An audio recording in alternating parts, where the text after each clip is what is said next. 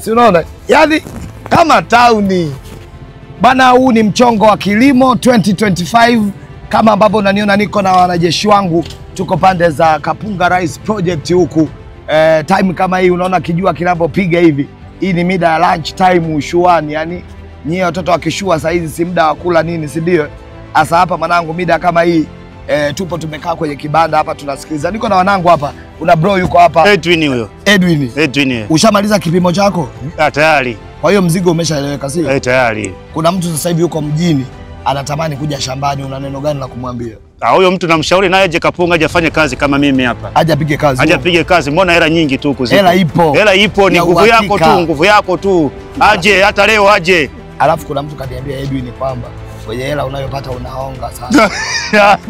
Namna nimejenga mwaka huu. Umejenga? Nimejenga, nipo Kiera saa hizi, nimehama kule nipo Kiera. Edwin anakuambia kupitia hizi kazi ashapiga mjengo wake Kiera huko bwana wane. Wewe unacheki hapa unachukulia watu poa. Edwin ameshajenga mwaka huu mjengo wake huko Kiera. Nipo Kiera.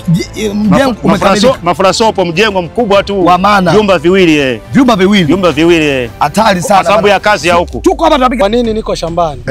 Naweza nikawa sijasoma lakini nimesoma kwa sababu nimekuwepo shambani takriban miaka 10 mpaka sasa. Kuna uzoefu wa muda mrefu na uelewa mpunga kwamba hapo umeathirika, una ugonjwa ama uko sawa. Kwa hiyo mpunga huwa unaathirika?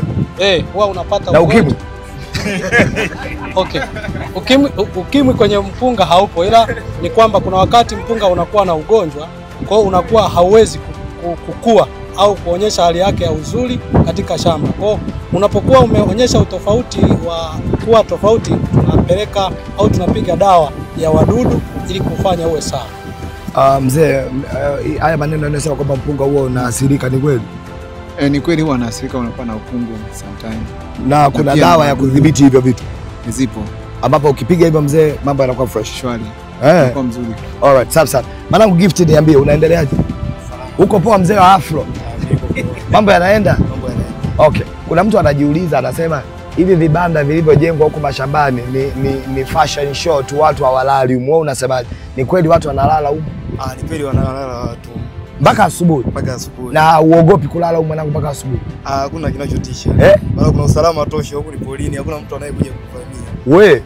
Kwa hiyo kunakuwa na kigeto chako nini kama cha ngwea nini? Acha tuchungulie. Tuone mwanangu. Kigeto kama cha ngwea. Naona mwanangu kuna kijiko.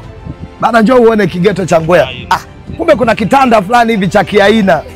Umeona? Kitanda fulani hivi cha kiaina nini? Si unaona? Yaani kama tauni. Chandarua, kitanda fulani hivi cha kiaina. Una mbonji. Cheki mzigo unawaka.